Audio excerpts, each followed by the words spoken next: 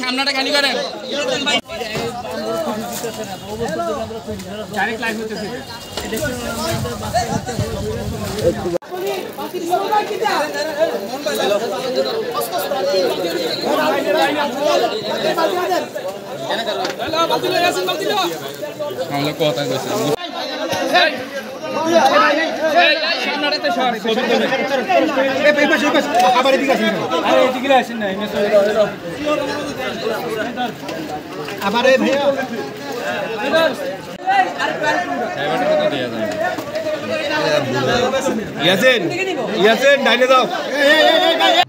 এটা আজকে আমরা শুরু করলাম, যতক্ষণ না পর্যন্ত এটা শেষ হবে চলমান থাকবে।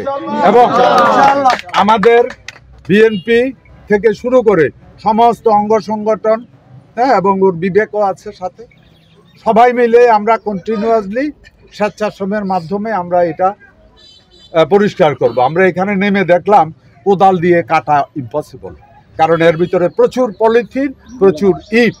আপনারা নিজেরাও দেখলাম, আমরা চেষ্টা করছি, উঠাইতে পারি না।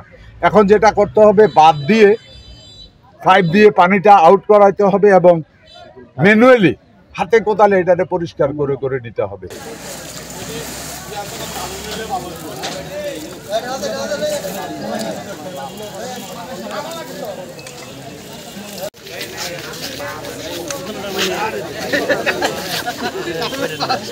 আপনারা জানেন যে আপনাদের মাধ্যমে কিন্তু এই 30,000 লোকের যে জলাবদ্ধতার মধ্যে যে মানুষ কষ্ট পাচ্ছে, আপনাদের মিডিয়ার মাধ্যমে আমরা অবগত হই এবং সাথে সাথেই আমরা আমাদের বাংলাদেশ জাতীয়তাবাদী দল এবং আমাদের একটি মানবিক সংগঠন রয়েছে বিবেক, আমরা যৌথ উদ্যোগে আমরা এই কর্মসূচি হাতে নিয়েছি।